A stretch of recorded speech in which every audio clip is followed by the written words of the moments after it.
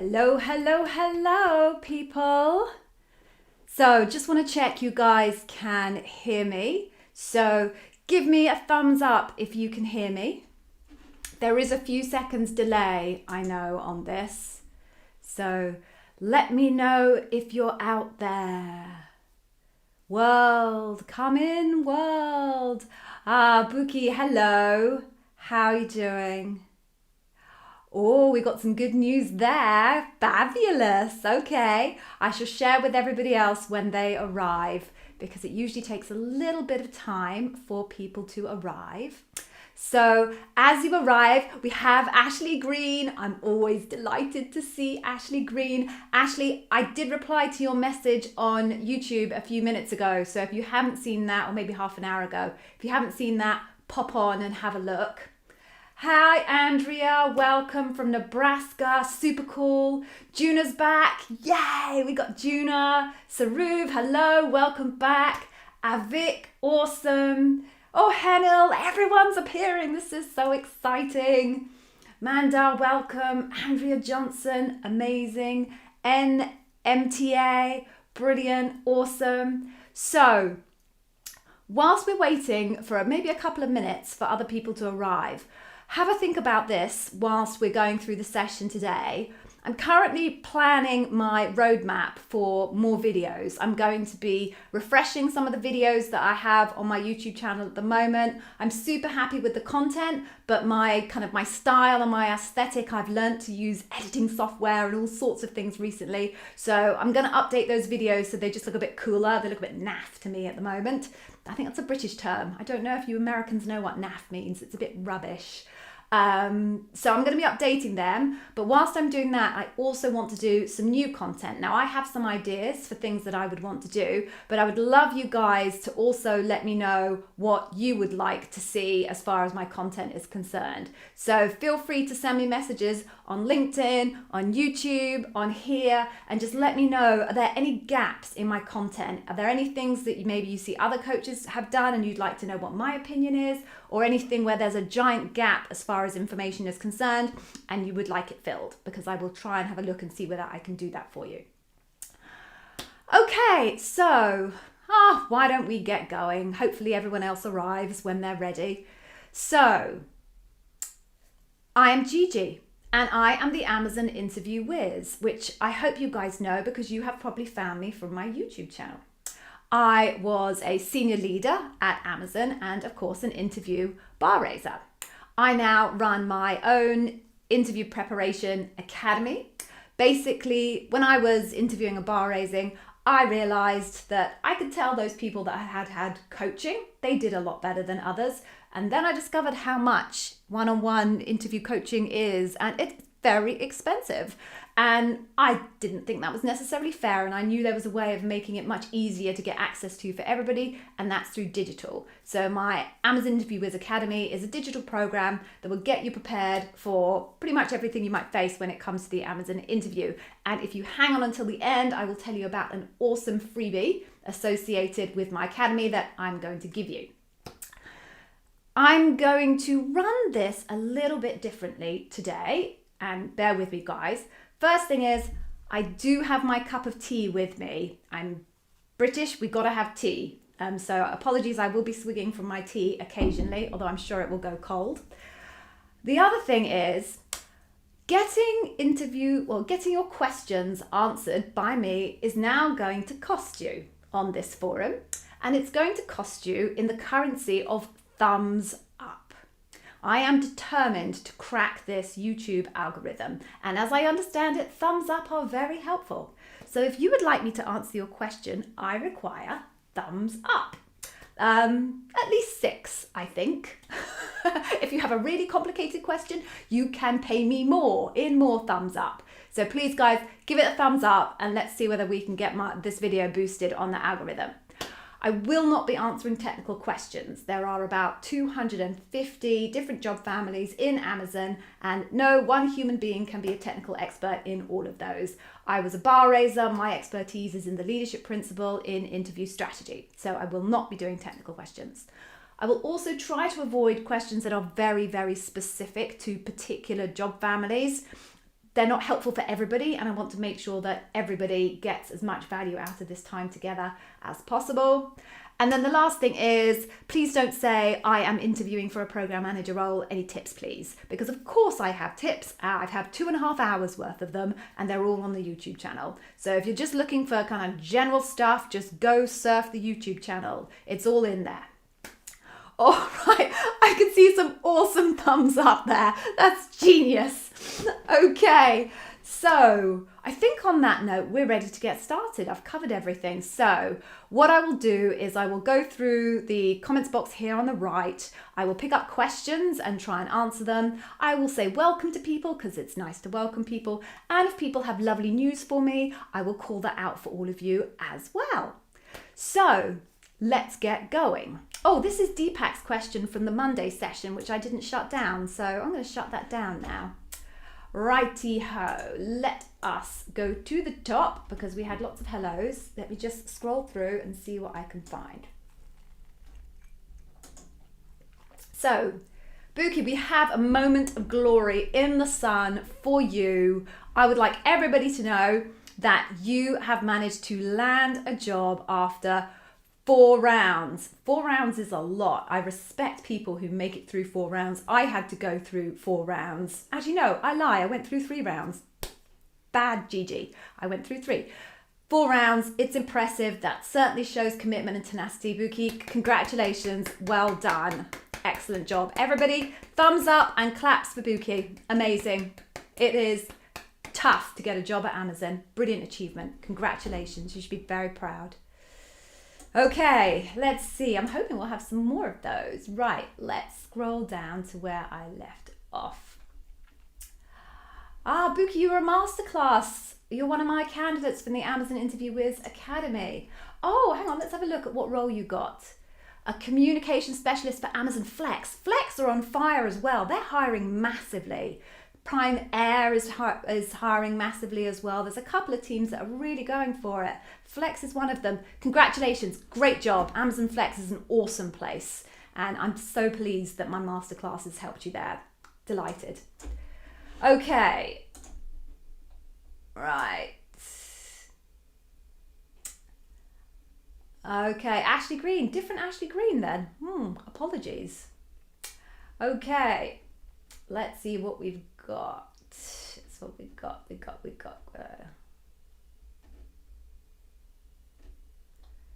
Juna, where's my thumbs up?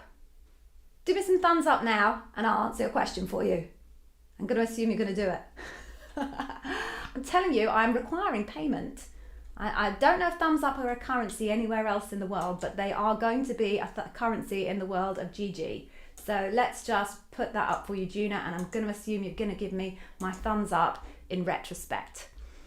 Okay, your recruiter told you your debrief was delayed by another week. But you now have another offer that you need to respond to by Monday. Oh, well, you have another offer? I mean, let's just start out with, you have a job offer, Juna. I mean, that, even if it's not an Amazon job offer, that's brilliant. Congratulations, well done. Can you ask to expedite the results? Will it hurt me? You can absolutely, well, I don't know whether you can ask to expedite the results exactly. It definitely won't hurt you, but I would at this point go for transparency with your recruiter. Let your recruiter know that you do have an offer from another company, that you do need to give them an answer, and that you would very, very much like to be able to get the outcome of your interview with Amazon. Amazon is your preferred company. Right? In this conversation, Amazon would be your first choice, but you do need to let them know by Monday. And of course, if it's a no from Amazon, what you don't want to have done is missed out on the opportunity of this other company. Let them know that, and then it'll be down to your recruiter to see whether they can expedite the process. But I would be pretty clear with the recruiter that the Monday is a very hard deadline with this other company. So please, could they do something to bring the process forward? Now, I have to say, it is really, really hard to organize debriefs.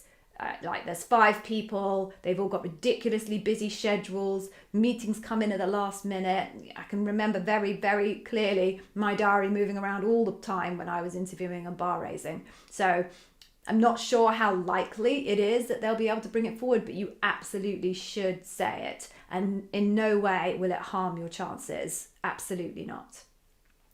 Okay, so fingers crossed. I mean, that's exciting. You've got at least one in the bag, which is an amazing position to be in. Congratulations. All right, let's move on then. Right. Oh, thank you, Juna. I just checked. You did your thumbs up. You made your payment in retrospect. Awesome. Okay. What else have we got here?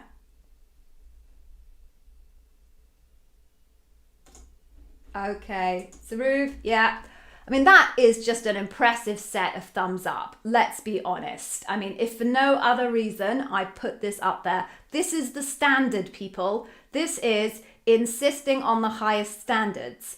Boom, boom, segue into the answer to your question, Saruv, because the LP behind, tell me about a time you could have done better, is insist on the highest standards. So you would be asking yourself at the end of a project, how do I feel about that project? You know, the expectation at Amazon would be that every project you finish, you will look back at your performance and you will ask yourself, how could I have done better? And they want an example where you've looked back at a project and actually you've thought, yeah, I don't feel so great about that. I think there are a number of things that I could have done better. And that's insist on the highest standards. So, for example, Saru, if you had only put 3 thumbs up and I had decided that that wasn't good enough because it's not 6, therefore I'm not going to answer your question, you would have looked back and thought, I could have done better. I could have given Gigi 6 thumbs up. So that's what it is. It's insist on the highest standard. You obviously have that in your DNA because you went well above and beyond with the number of thumbs ups. So congratulations, you got that one in the bag. Moving on then. Okay. Oh, this is a controversial question. All right, I'm going to go for this one because I am feeling brave. Okay, let me take a swig of my tea first for sustenance. Okay. Abdulaziz 203, what are my thoughts on PIP at Amazon? Well, I have taken a number of employees through the PIP process. I happen to have in Amazon standards a pretty large team. I ran a team of over 25 people. So that's pretty big in Amazon standards where they try to actually have very flat teams.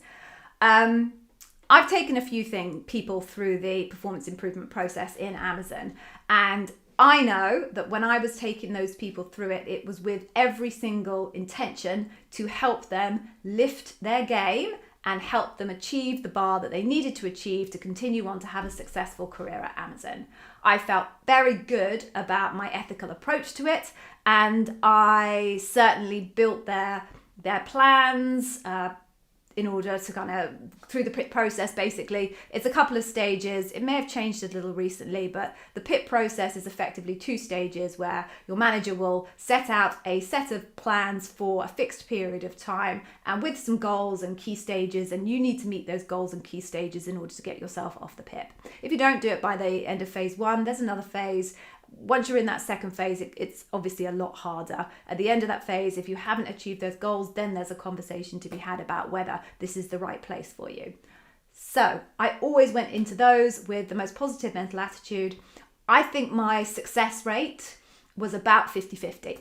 I had about 50% of the people that I put through a PIP process who absolutely nailed it, managed to lift their game, and all of them, I think, are still at Amazon and went on to get promotions.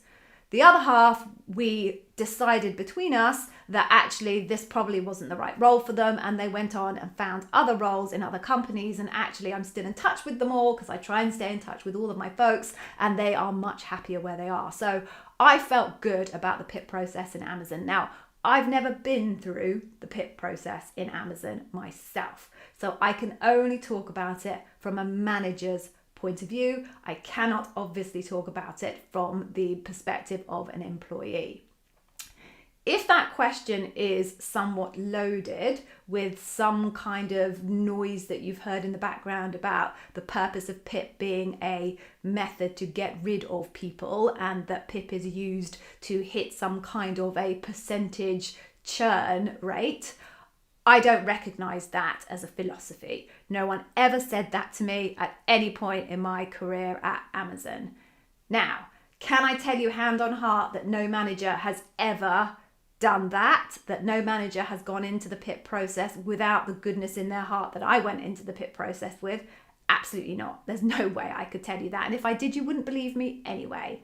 But from a policy point of view, at no point does anybody sit down with a manager and tell them as soon as someone's on a PIP, the goal is to get them out the door. That is no conversation I ever had. There is no document I ever read that said that. So that's my take on it. As I say, it's a personal opinion, right? It's based on my own experience as opposed to something that is fundamentally true across the organization. So as always with things like that, you've got to survey as many people as you can and get as many broad perspectives as you can, and then you draw your own conclusions about what you actually think is the truth. Okay, but thank you for the question. I enjoyed that one. I don't often get questions like that, so thank you. Right, so Buki, we've still got congratulations coming in for you here. I hope you're feeling good. Okay, what else? I love the fact that you guys chat in this as well. That's amazing. Okay, I'm scrolling down. There's so much chat. Chelsea Shepherd. You got the job, Chelsea. More thumbs up, people. We need some more thumbs up and some hearts. Chelsea Shepherd, well done. Very good. Congratulations. Delighted to have been able to help. Okay. This is so exciting. I'm feeling pumped today. Right, more thumbs up. Fabulous. Ah, Medi, you bought Working Backwards. Right, Medi, look. Look, here, mine arrived. I've got it too.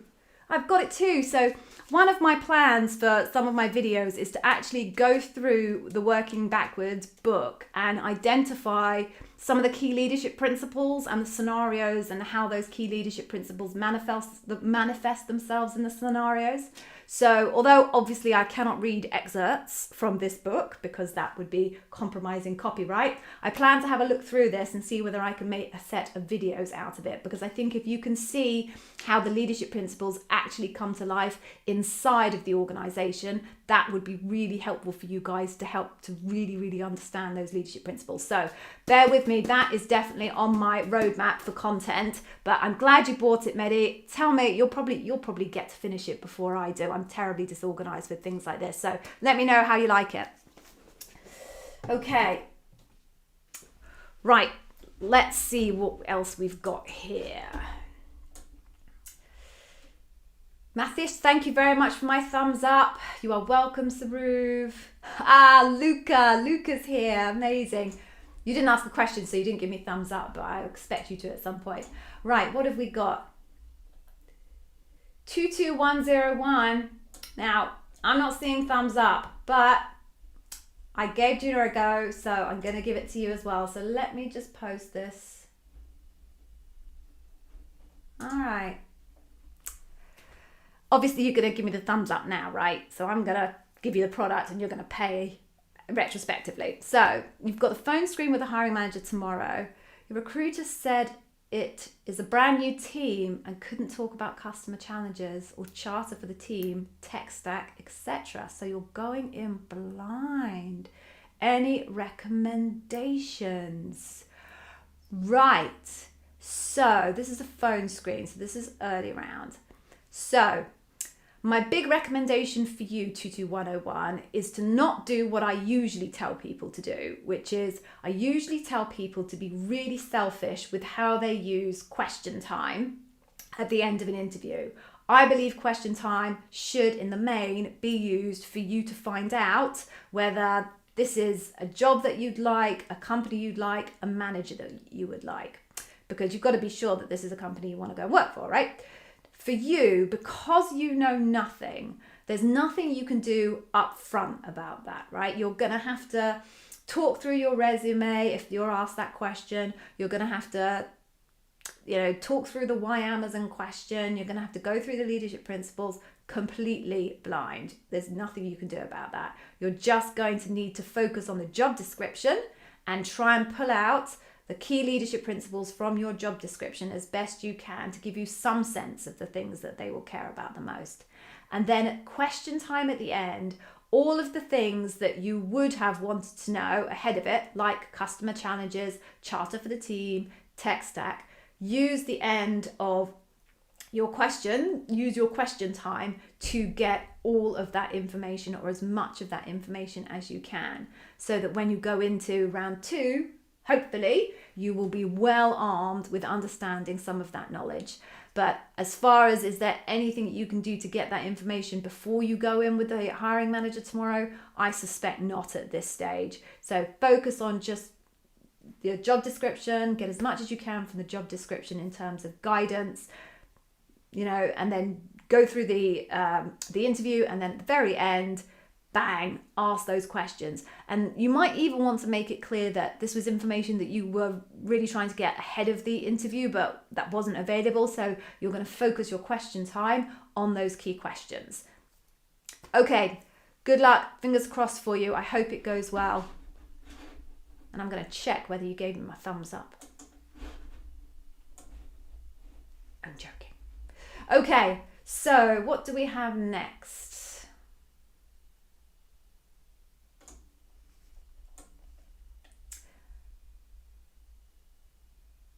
Sorry, I'm still looking. Okay, yep, I'm going to do this one. Hello, how are you doing? Welcome. I don't think I've seen you before.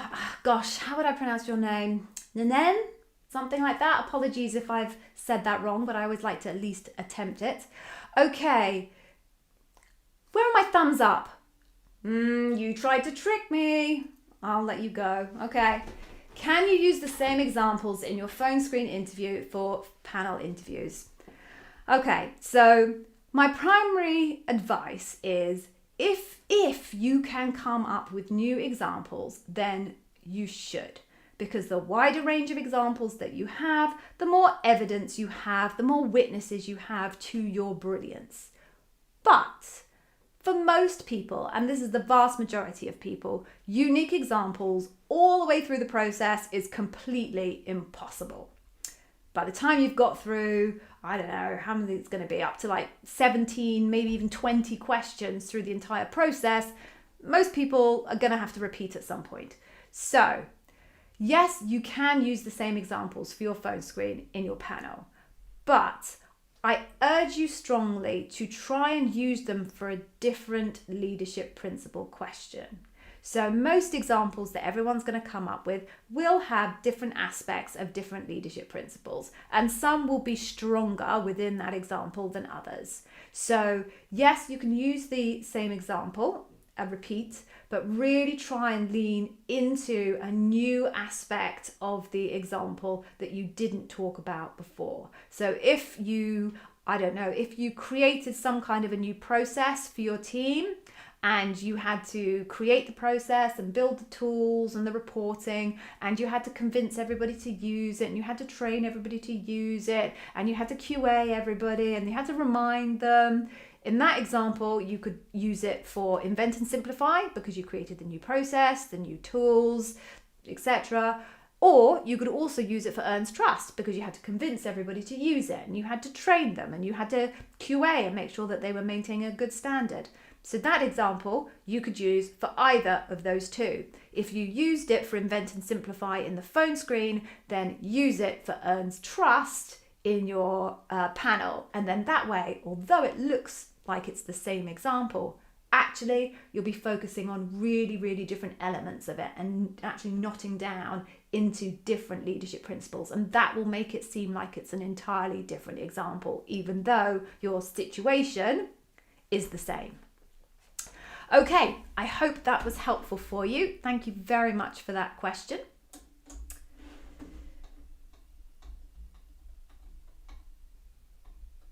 Okay, Nicole, welcome Nicole, all the way from Chile. Wonderful. I don't know if I've had anyone from Chile before, but absolutely, you're welcome. Thank you for joining. Still missing the thumbs up though, no guys, come on now. I'm gonna start cracking down here. Anyway, Nicole, we'll move on.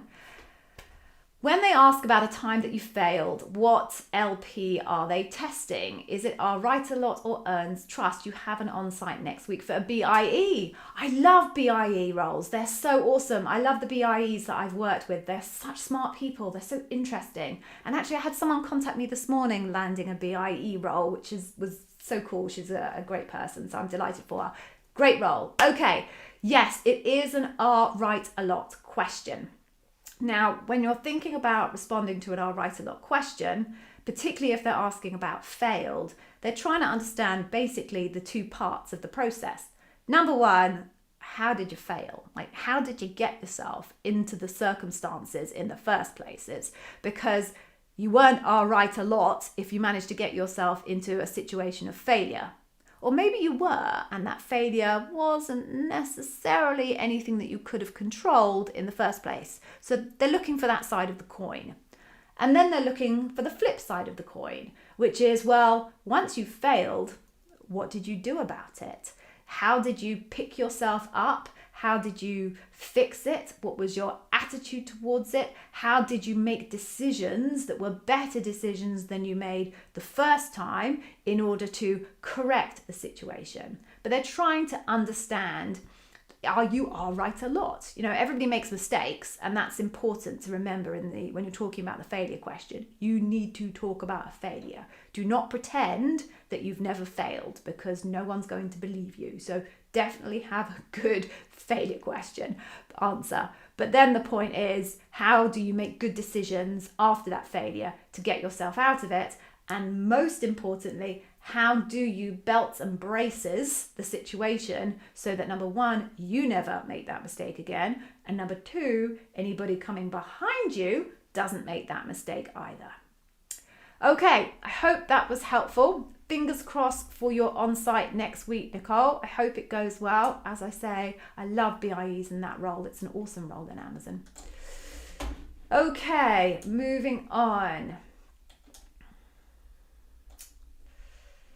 Okay, lots of congratulations for Chelsea, which is lovely. Ooh.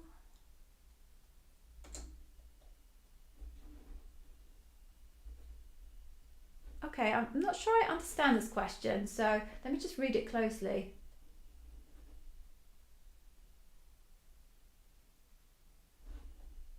Okay, I think I understand what you're asking me.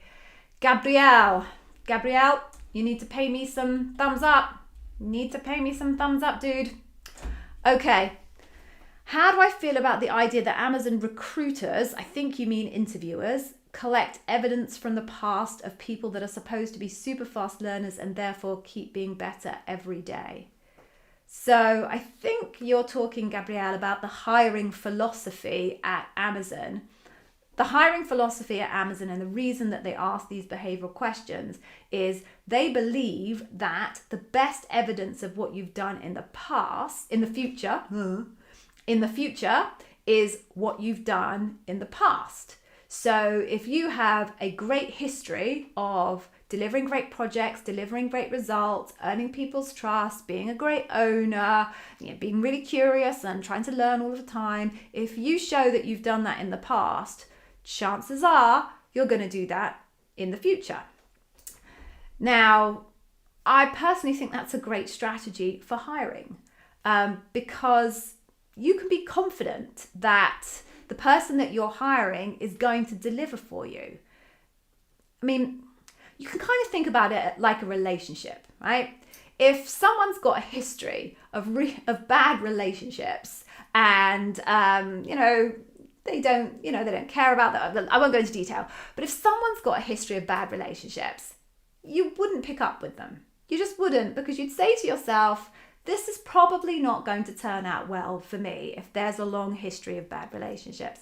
Equally, if someone's got a history of really positive relationships, great friendships, great personal relationships. Everybody loves them. They're kind. They've got lots of evidence that they help people and they're thoughtful. You'd be thinking, okay, this looks promising, right? There's some really good evidence here that this person could be really positive in my life. It's the same thing with hiring. There's a lot of noise out there about companies should hire for potential. But the problem is with potential is you can't quantify it. It's not measurable. There's no evidence of potential, but there is evidence of delivery. And what you can then see is if you hear examples from a candidate of deliveries that kind of start like this, and then the next story they tell you is like this, and the next story is like this, and then another year later it's like this, you can see a growth trajectory in terms of their performance and their deliverables and the quality and the complexity. And that then tells you, great, this person's got a history of good delivery, and they've got a history of delivery that gets better and better and better. We want those people in our business. So I believe that that's the right hiring philosophy, and that it's good business to look for evidence of what people have done in the past and use that as your measure as to what you will anticipate they will do in the future. So I hope that answers your question, Gabrielle, and that I didn't pick it up completely incorrectly. If I did, sorry, try re-asking it a little bit later. All right, let's keep going. Okay, good question. Okay. Mahith Shetty, you have given me 1, 2, 3, 4, 5, 6, 7, 8, 9, 10 thumbs up. Thank you. You qualify.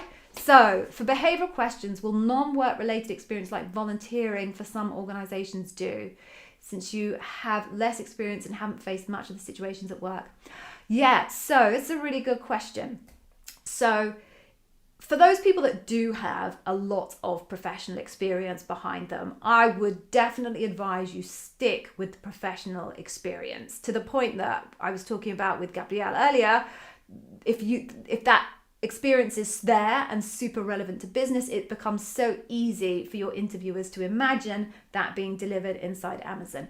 But particularly for candidates who are junior and just starting out in that career, that can be really hard because they might not have much experience.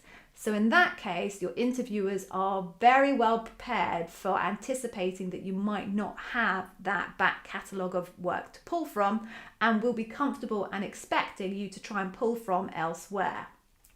If people are grads, generally they'll pull from their school experiences, clubs, internships, but anything that you've done in terms of volunteering would be fantastic. Particularly if it's kind of, lots of volunteering organisations are quite commercial in their approach. So if you can meld those two things together, that would be brilliant. But I would be very, very confident that the leadership principles that matter at Amazon could be found in volunteering work. So absolutely, but you just need to think about how you create the bridge between the business language that will exist in the questions and the appropriate contextual language that will exist in your volunteering example. So making something up here, you might get asked about something to do with a customer. Now, maybe if your volunteering has been to build, building shelters for somebody somewhere, your customers are the people who are going to live in the shelters. So you would be thinking about, what do they need? What do they care about? What's their experience like? You would be customer obsessed with the person for whom you're going to be delivering this output. So as long as you can just be clear in your own mind how you're bridging from the business language of peers, managers, customers, those tend to be kind of their groups of people that they talk about in these questions. If you can match those to your groups of people in your volunteering experience, you will be absolutely fine. So I hope that helps. Good luck. Okay, Chess Fix, hello. Lovely to see you. Okay, what else have we got? Okay, Ashley Green. Only 4 thumbs up, Ashley, but all right. All right. Okay, you had 3 interviews, all from the same industry, recruiting. So all from the same job family. one, a lead in technical and design, also a tech recruiter with 4 years experience, shadowed. Who was the bar raiser in the situation? I couldn't tell you, Ashley. It's impossible to know. And that's the thing about the bar raisers and everyone's desperation to know who the bar raiser is. In some cases, it's going to be easy. You know, I bar raised on, let's think of one. I bar raised on, why is this not coming to my head? I don't know, let's say SDEs. I did some SDEs. So I bar raised there. Now, if you saw a senior manager marketing on your panel when you're an SDE, loss prevention specialist was the one I was trying to grab in my head. I don't know why that didn't come out. But we're on SDEs now. So if you saw me rocking up at your interview and you're a software development engineer, you'd be looking at that going, oh, I've got a marketer on my loop. What the hell does a marketer know about software development engineering? And I can tell you very, very little.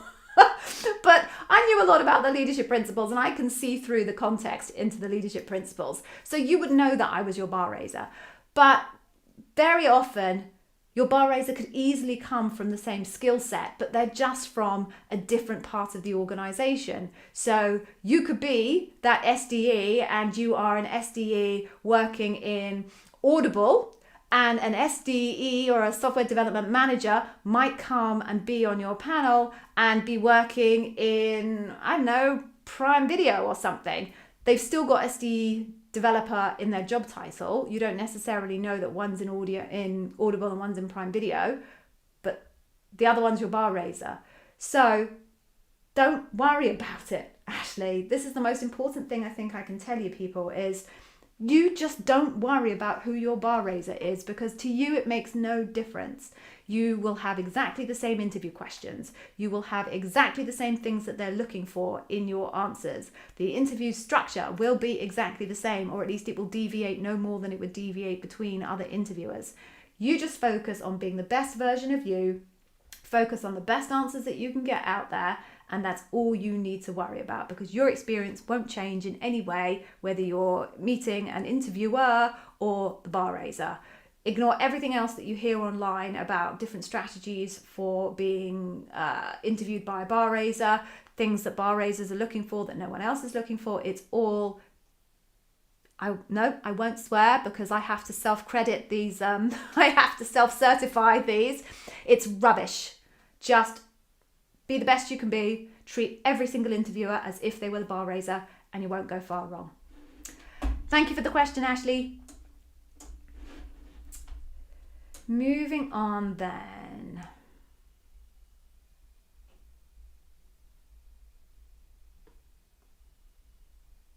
Okay. Going. Okay. Hint, hello. Oh, I like your little thing. That's cool. You gave me 4 thumbs up. It's 6, people. 6 thumbs up. Okay. So you recently interviewed for the 2021 new Grad SDE. It seems like you've been put on a wait list. Yes. How likely are you to receive the offer eventually at this point in time? I'm sorry, I can't tell you. And I brought this up to tell you that I can't tell you. And no one can tell you, I'm afraid, hint. I know that must be very, very frustrating for you, particularly if you went through the whole process and managed to actually be bar raising. It must be very frustrating, but I'm afraid no one's going to be able to tell you what the odds are in terms of managing to land a role. So, put it in the bag, it's there. Get on with your life, and then hopefully someone will come along and tell you that there is now an opportunity for you to join Amazon. So that aside, congratulations for getting on the wait list. That's definitely an achievement in unto itself. So I'm sorry I couldn't tell you, but I wanted to tell you I couldn't tell you so that you don't worry about having to try and chase other people for an answer that you're never going to get. Okay, right, what else do we have here?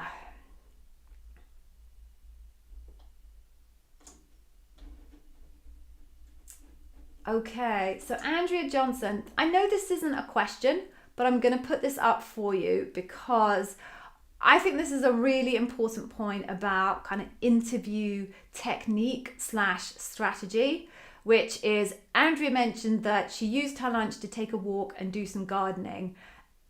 it helped to feel a bit refreshed for the second tranche. I absolutely agree, Andrea. I think you did the right thing. I remember my interview so clearly. It was 6 years ago now, and I could probably still walk you step by step exactly who I met and more or less what we talked about. I can still see those people in my mind's eye now. It's such a challenging process, and it's so exhausting just mentally trying to go through everything that you go through and say all you want to say, be concise, be specific, all of those things. So absolutely take your breaks. If your interviewer doesn't tell you, take your break, then you tell yourself to take your break. Get up from your desk, leave the room, go get some air, eat some food and refuel. It's really, really important part of interview strategy. You need to have water so your brain is hydrated, and you need food to make sure your brain is working properly. So I know that wasn't a question from anybody, but I just think it's really important as a strategy for interview success. Be fueled and be hydrated. I can't believe I'm saying this, but it's true. So thanks for the prompt, Andrea. Okay. Oh, Deepak. Oh, thank you. I'm an amazing Amazonian. Do you know what? I'm not an Amazonian anymore, but I will always be an Amazonian. It's crazy. It's crazy. Once you join Amazon, and it's the type of place where you've really enjoyed working, and guys, I really enjoyed working there. I know I don't work there anymore, but there are other reasons for that. I really enjoyed working there, and I would probably be an Amazonian until the day I die. So thank you very much, Deepak. That's really sweet of you to say so. That made me feel good. Okay. Nicole, you got your thumbs up in there. Well done. Well done. Okay.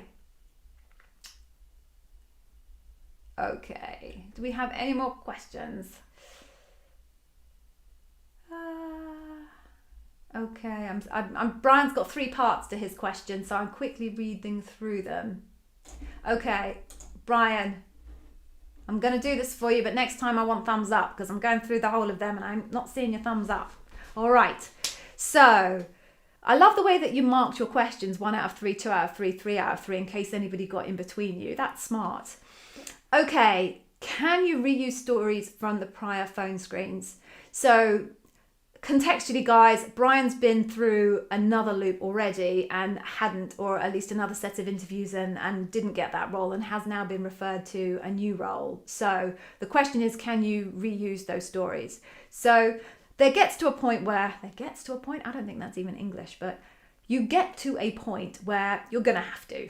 You're going to have to reuse stories because you've been through the whole process already and people have asked you all the questions that they've asked you. So as I said earlier, yes, you probably will have to reuse stories, but if you possibly can, try and reuse them for different leadership principles. Then you at least make them sound as if they're different stories because you're leaning into different aspects of the story for a different leadership principle, and all that will be common is when you talk about the situation. Number 2, does this mean you will only have 1 phone screen for this role? I can't tell you, Brian. Different teams do it really, really differently. In some cases, people will have to go through the whole process again, end to end. In other cases, they won't, and the team are willing to truncate the process. There's no formal policy about it, actually. It's very much about how close the new hiring manager is to the old team, how similar the role is to the prior role. Those types of variables are what determines whether they want to take you through the whole process again or whether they truncate it.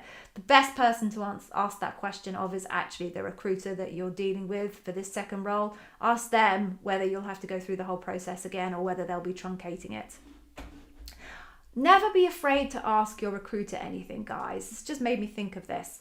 Never be afraid to ask. Nothing you say, unless it's offensive, nothing you say is going to be held against you. You are entitled to ask questions about the experience, so ask them. The worst thing that can happen is your recruiter can say, "I'm sorry, I can't tell you that." Well, then they can't tell you. You've lost nothing. But no one's going to hold anything against you if you're trying to understand and get some transparency on your experience and on the process. Okay, Brian, good luck. Gabrielle, thank you. I've got my thumbs up now. I appreciate that. Buki, you're on fire with these thumbs up. Can you just come back next week? I mean, I know you don't need to, but could you just come back and give me thumbs up? Okay.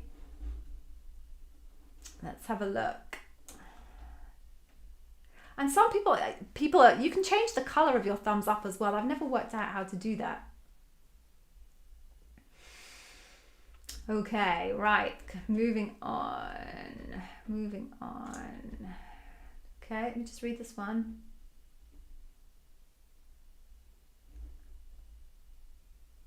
Okay, let's have a look at this one. Arjun, hello. Also missing thumbs up, Arjun. Just so you know. All right, let's have a look. You have an interview for a senior product manager. Oh, it's an L7 and it's called senior product manager. That's interesting. Why is it not called a principal product manager if it's an L7? Just asking. With a hiring manager and you're waiting an update. You've interviewed already. Do I know how many more interviews there might be? I'm going to assume that the hiring manager interview was your first interview. Now, some teams will have the hiring manager do the first interview and then someone else in their immediate team doing a second interview and then on to loop.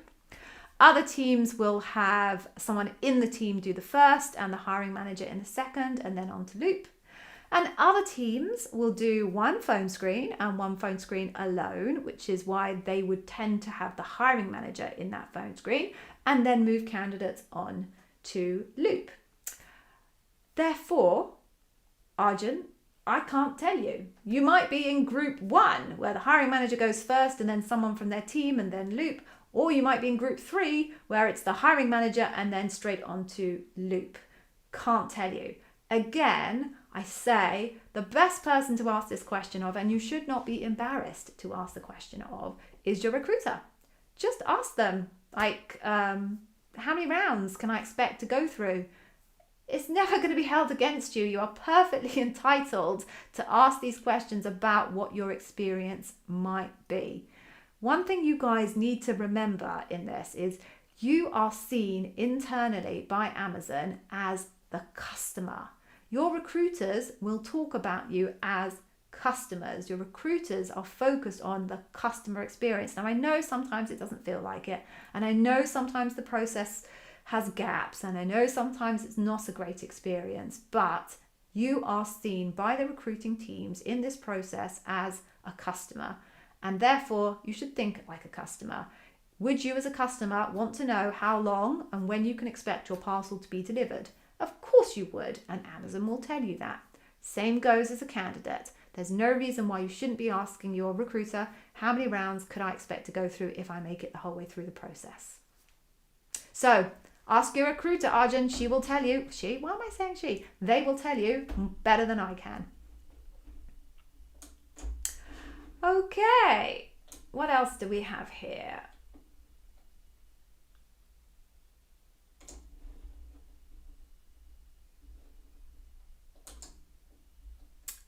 DJ. Good set of thumbs up. Well done. Thank you. Tell you about a time where you were unsure what to do. Is that about judgment? So I'll write a lot, or is it about having to learn what to do? So learn and be curious. So the problem with that question, DJ, is to your point, it isn't particularly specific. It's missing an end bit as far as I'm concerned. So that should either read, tell me about a time where you didn't have enough data in order to make a decision as to what to do. That would be, I'll write a lot. Or it could be, tell me about a time where you did not have sufficient knowledge to do your job well. That would be a learn and be curious question. That to me, and I shouldn't cast aspersions on an interviewer, that to me is not a specific enough question to tell the candidate exactly what type of situation they should be talking about. There's nothing you can do about that, DJ. That was the question that you were asked, and you probably can't say to the interviewer, I'm sorry, I think you failed to articulate the question properly. Clearly you can't say that. So you make your best judgment about boom boom. Oh, there's irony in this, right? Unsure what to do, not sure what question leadership principle to go for. Gosh, it works on so many levels. Take a punt. I would say in that situation, go for your strongest example. And if your strongest example is a time where you didn't have enough data to help you make the decision about the right course of action, if that's your strongest example, go for that one. If your strongest example is a time where you didn't have the right skills and knowledge to do your job well, go for that one, because the question is not specific enough from the interviewer to tell you which one of those they want, and that's on them. So sorry, I know that wasn't very helpful, but that isn't a well-structured question as far as I'm concerned. Ooh, might get told off by recruiters for saying that. Sorry, Amazon recruiters and hiring managers. Please still be my friend. All right, thank you, DJ. Okay. Anita. So you have to raise the bar on every LP. No, you do not need to raise the bar on every LP. If you go, Anita, to my LinkedIn profile, if you go into the featured section of my LinkedIn profile, there is an infographic that I have featured there about exactly how the process works. Go have a look at that. I will try and summarize it here. So what they're trying to do is get an overall picture of how you perform against the leadership principles.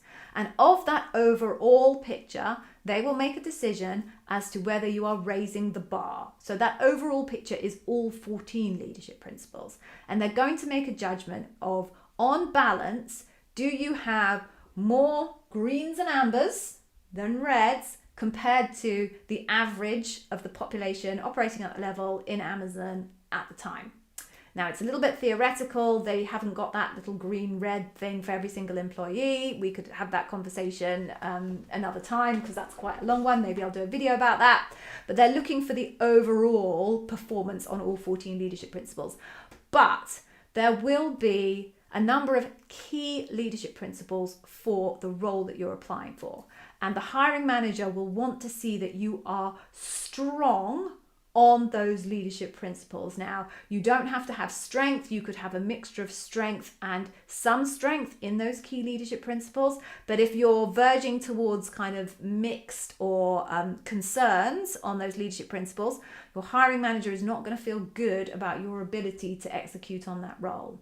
So what you'll really, really want to do is to look at your job description, dissect it, work out the references to the leadership principles on that job description, add up how many times you've seen a reference to a certain leadership principle, and the ones where you find most references in that job description are probably the key leadership principles. And you want to make sure that your very, very, very best examples lean into those particular leadership principles. So they will be looking for an overall picture, but they will be particularly focused on whether you are raising the bar on the key leadership principles that they care the most about in those roles. This is why I tell people to chance their arm and ask the recruiter what the key leadership principles are.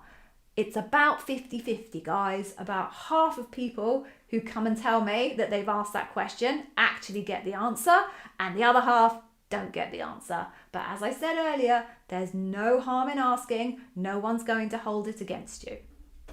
Okay, so I hope that answered that question for you and cleared that one up.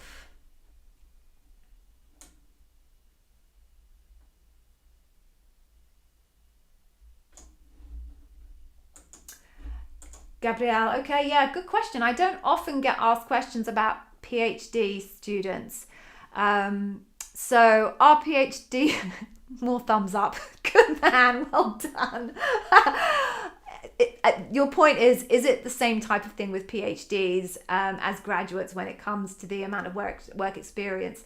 Yeah, if you've been in school, whether you were in school as an undergraduate or a postgraduate, it doesn't matter. The context is what's relevant, and there you've been in a educational environment rather than in a professional environment. So yes, same rules apply. If you've not been in the professional environment and you've been in school, then you can absolutely use the experiences from school or volunteering as we had earlier on. Okay, cool. Let's move on. Okay, let's just have a look. Oh, we've got 4 minutes left. I don't know where this time goes. It's insane. Let's see. Let me try and find one more to go through, and then I will hit you up with the freebie because everybody loves a freebie.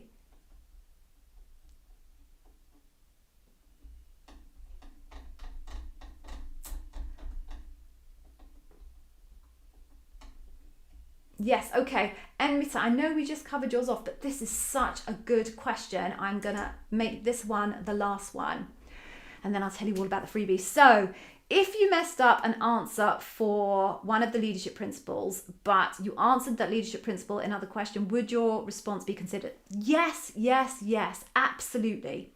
So the reason that they ask specific leadership principle questions is they are really trying to make sure they get that evidence. They don't want to leave it to chance. They want to make sure that they get that type of evidence from you, which is why they ask that leadership principle question.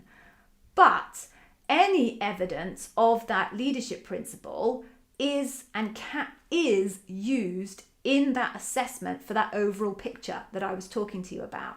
So what would happen in debrief in this case, Enmita, is your bar raiser will say, and let's pretend that that you're referring to dive deep, making it up. So your bar raiser will probably say, Billy, it's always Billy in my examples, Billy, you tested for dive deep and you didn't rate them particularly strongly here. What was the issue here? And Billy would explain why he felt that you weren't particularly strong on dive deep. And then your bar raiser will say, does anyone have any mitigating evidence to make us feel that Enmita is actually stronger on dive deep than Billy seems to think? And what will happen is anybody else who has interviewed you in the course of the process, who's in that room, if they have seen evidence of dive deep in your example that you gave them about, I don't know, let's say deliver results, those two tend to go hand in hand, they'll say, actually, yes, I've got some really good mitigating evidence. In my example about deliver results, Enmita was telling me this, that. I could see they dove really deep. They asked why. I got some really good evidence. Your bar raiser will go, actually, that sounds really compelling. So, Billy, I know you didn't have a great example, but how do we feel, group, about the evidence of dive deep? They'll probably say we feel a lot better. And then your calibration will be reflected based on all of the evidence rather than only what Billy came up with the question that maybe you didn't do so well on. Okay, so guys, time's up. So first of all, I'm going to thank you all for all of the amazing thumbs up. This was brilliant, love it. I'm going to keep doing this. And now I'm going to tell you guys about what I have to offer you as a freebie. So quite a few of the guys here have been on my leadership principle masterclasses. They are students in my academy. And I mentioned it at the beginning. I'm offering everybody my customer obsession leadership principle masterclass completely free. I offer it because obviously I want you guys to try my product. I put 700 hours into developing my course and I want you to try it and I want you to love it. And of course, I would like you to invest in more courses. But even if you don't choose to do that, the customer obsession leadership principle, you all know, is the most important leadership principle to crack in Amazon. You are not getting into Amazon if your panel are not impressed with your customer obsession. So take that one, take it for free. I will not chase you up with marketing. I know that's mostly what people do when they give freebies. They chase you for marketing afterwards. I'm a marketer, so this hurts me. I don't do that. It's yours, it's a gift. If it's not good enough to convince you to buy into the rest of the course, then that's on me. So there it is. I always get confused about the direction. AmazonInterviewWizAcademy.com. Go snaffle yourself the Customer Obsession Masterclass. I hope you enjoy it. I worked very hard to create it, and I hope it helps. I will let you guys go now. Thank you so much for joining. Thank you for all of the thumbs up. Please come back next week. To the guys that got roles, congratulations. That is amazing. To those of you who didn't, you still did so well to get as far as you did. So many people didn't even get as far as you did. So you've got to feel proud about that. Anyone with interviews coming up, fingers crossed, good luck. I will love you and leave you all. Thank you so much for joining. Please be safe, and I really hope to see you all soon. I'm back again Monday and then Wednesday again. Take care, everybody. Bye. Bye bye.